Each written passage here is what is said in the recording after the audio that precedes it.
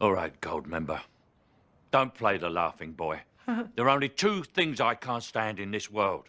People who are intolerant of other people's cultures and the Dutch. He's white, tall and blonde, and you've guessed it, he only likes people that are white, tall and blonde. Who'd have thunk it? It's Geert Wilders! Or is that orange? No, not him. It's this guy, whose name no English speaker seems to be able to pronounce. Geert Wilders. Geert Wilders. Actually, it's... And joining me now, Geert Wilders of the Dutch Freedom Party. Thank you, Adam Bolton. Yes, meet Geert Wilders. He's a Dutch politician and member of the, okay, I'm probably going to butcher this, Partij voor de Vrijheid. That's the Party of Freedom in a proper language, and all-around alt/far/non-mainstream right-winger. Whatever flavour of label you like to put on those people. Yes, Mr. Wilders is a sort of prototype for the new right we've seen across the Western world recently, starting his political career as a speechwriter after a stint in health insurance. Okay, so God bless the ever-changing seas of politics, because as I'm recording this, Mr. Wilders' party has pulled out of his coalition with the government and puts it on the brink of collapse. Watching this video, it won't be hard to guess that it's over immigration crackdowns. Prime Minister Dick Schoof's cabinet continues in a caretaker capacity with limited authority. A particularly fun situation as the Netherlands prepares to host a NATO summit later this month. Hello from me as well. A very warm welcome to Chatham House. I'm Bronwyn Maddox. I'm the director of Chatham House. We are delighted to be having this conversation today with NATO Secretary General Mark Rutte on building a better NATO. As you very well know, he's been in that role for something over a year, but was for 14 years the Prime Minister of the Netherlands, the longest serving to date. So anyway, on with the show. In his political career, Wilders has been particularly vocal of his criticism of Islam, calling for a ban on the Quran, likening it to the Moustache Man's own foray into autobiography, and advocating for the closure of mosques across the Netherlands. The PVV's rhetoric has gained its supporters. Whether this is because of or in spite of its position is the question. By 2024, his party became the nation's largest. However, this does not mean that Mr. Wilders is holding the reins just yet, as it is this same rhetoric that has kept them from forming coalitions among other parties, something that is crucial for power in the multi-party world of European politics. The current government is a coalition of right-wing parties under the condition that Wilders does not become Prime Minister. Better luck next time, old chap. Of course, now it looks like he's getting another chance. A snap election has been scheduled for October 29th. Wilders is aiming to frame the upcoming elections as a referendum on immigration, pushing radical policies like militarising borders and mass deportations. With 15 parties in the running and a closing gap between the PVV and centrist parties, it looks like Dutch politics is going to get even more complicated. And it's not like he hasn't been waiting for his chance. Mr. Wilders is a bit of an old hand when it comes to this right-wing populism stuff, having been a member of the Dutch House of Representatives since 1998. This makes him a good sort of homing beacon in which to talk about other stuff that's happening around this political space. However, putting him in the same hole as the rest of Europe's new right would be unfair according to him. My allies are not Le Pen or Haider. We'll never join up with the fascists and Mussolinis of Italy. I'm very afraid of being linked with the wrong rightist fascist groups.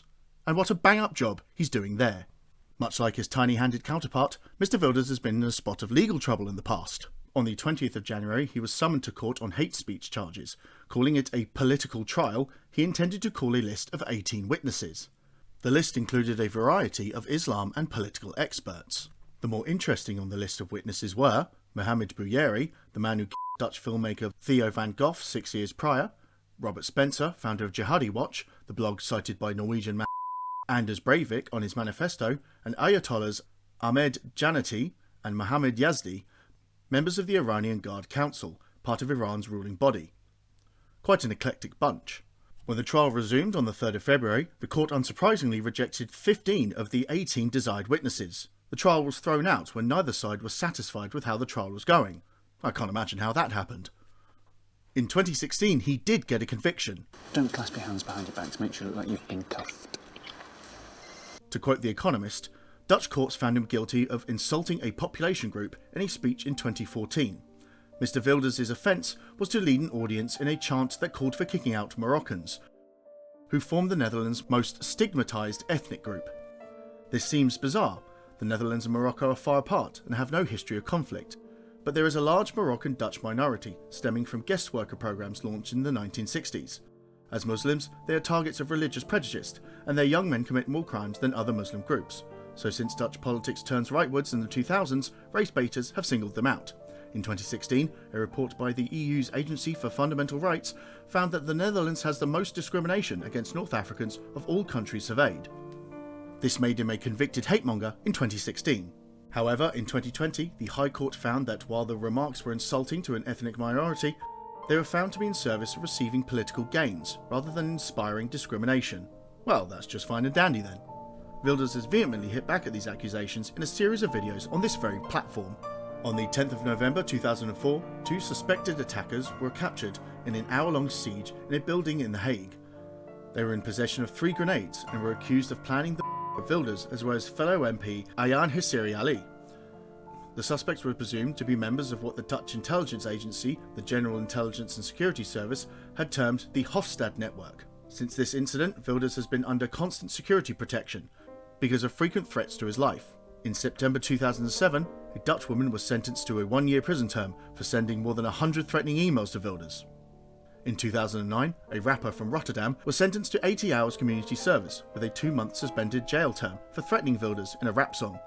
Mr. Wilders was in fact listed as the most threatened politician in the Netherlands in 2008. He also dyes his hair. It is in fact peroxide platinum blonde apparently. A Dutch radio DJ called him the most famous bleach blonde since Marilyn Monroe. He is also known as Mozart and Captain Peroxide. Why he'd be so desperate to look blonde escapes me really. If anyone can think of a reason, and ideology perchance, that has something to do with blonde hair, maybe leave a comment.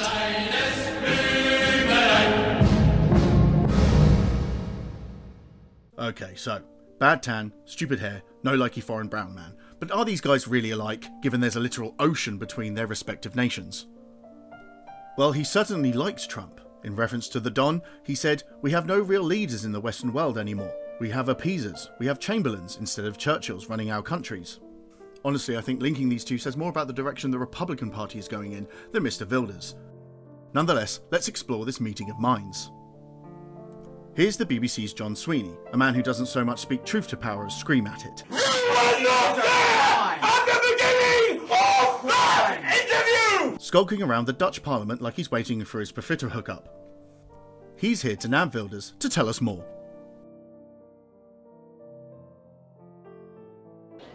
Well, you know, I am no Mr. Trump. I'm my own man and my own party in my own country. But indeed, there is what I call a patriotic spring going on. We saw the beginning of it with Brexit, that even though the political elite was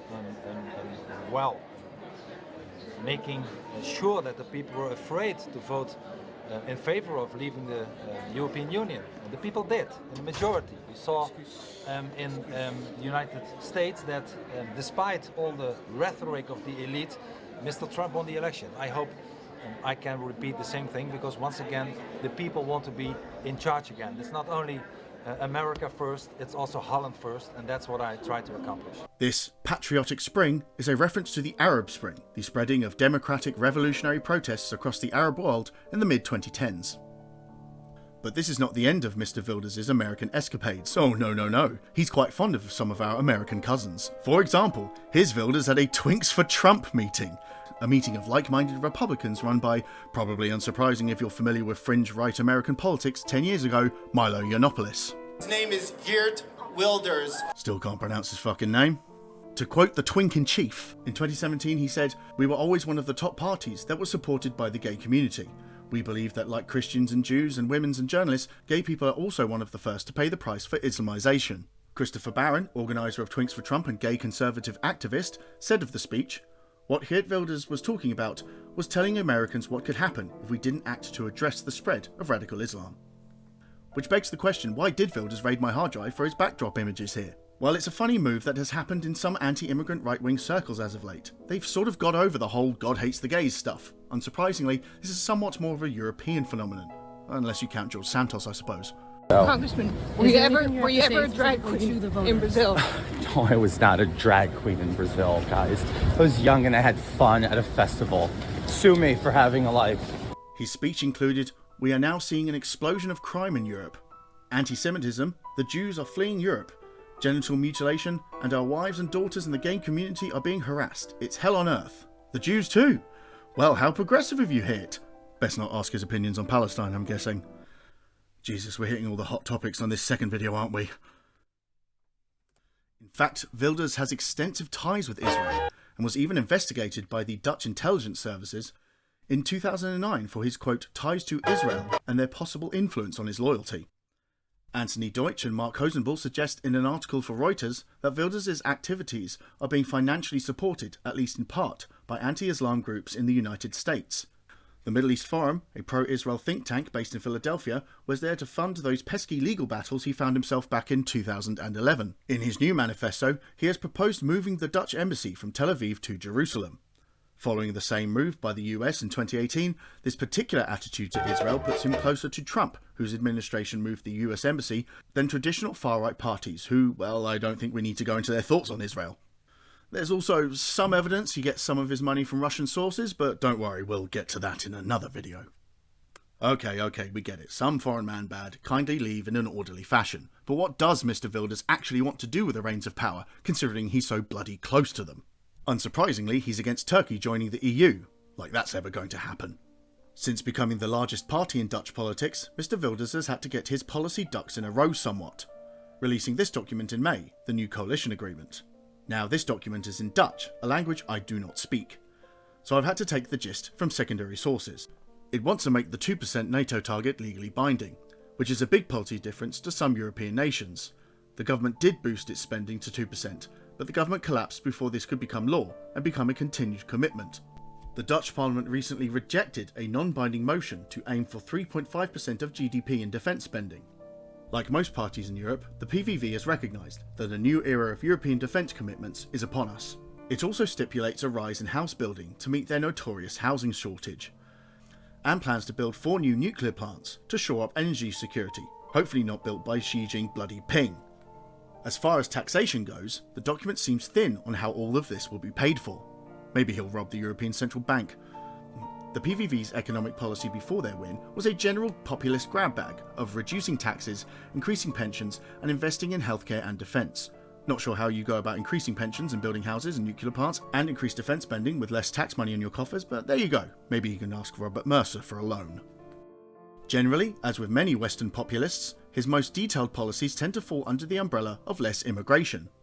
This is where the PVV has proposed an opt-out clause.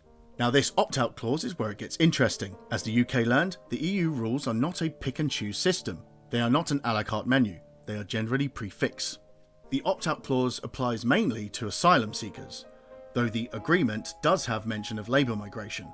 But for a party so openly against migration, this all seems a bit slim. So indeed, I would, if I would become the Prime Minister of the Netherlands next year, after I would win the elections, close the Dutch borders for immigrants from Islamic countries immediately. You'd be only be able to do that, of course, if you followed Britain out of the European Union. Exactly. I mean, in order, we transferred our sovereign rights, not only when it comes to our monetary policy or our budgetary policy, but also our immigration policy. We transfer that to Brussels, so we have to regain our So you would sovereignty. hold a referendum? We would hold a referendum in the Netherlands for what we call an exit, the Dutch leaving, in order to be able to toughen up our immigration policies. It cannot be done, and it will not be done by Brussels and the European Union. You have to become a sovereign nation again in order to do that. Yes, therein lies the snag. Perhaps coming events will prove me wrong, but it seems to me that the only real way the PVV can stop immigration is that the Netherlands will have to follow the UK in leaving the EU, with all the wonderful economic benefit and political stability that entails. So, if people vote for no immigrant, and politicians say they'll stop immigrant, why still immigrant? Well, one of the biggest reasons is because no one's having kids and social welfare payments need tax revenue.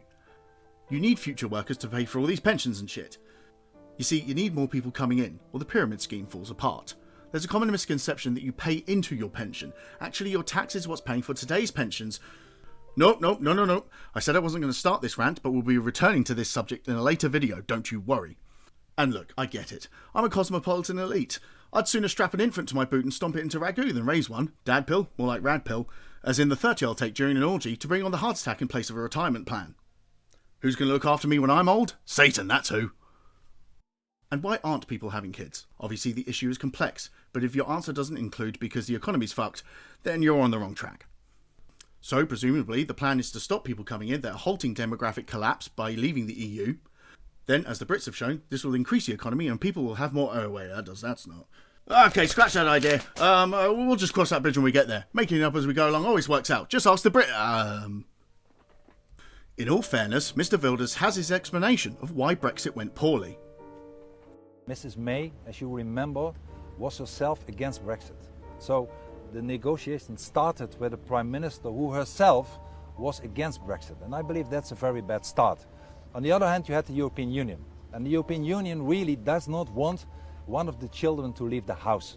They do not want that. They are afraid that if they would allow it, that maybe another country would follow. Maybe Italy, Holland, France, whatever country would think that, well, it might not be such a bad idea. Mr. Trump saying that we will have a lot of trade agreements and maybe it was too sweet. So I believe that also from the European part, I'm sure the British made a mess, I'm very clear about it.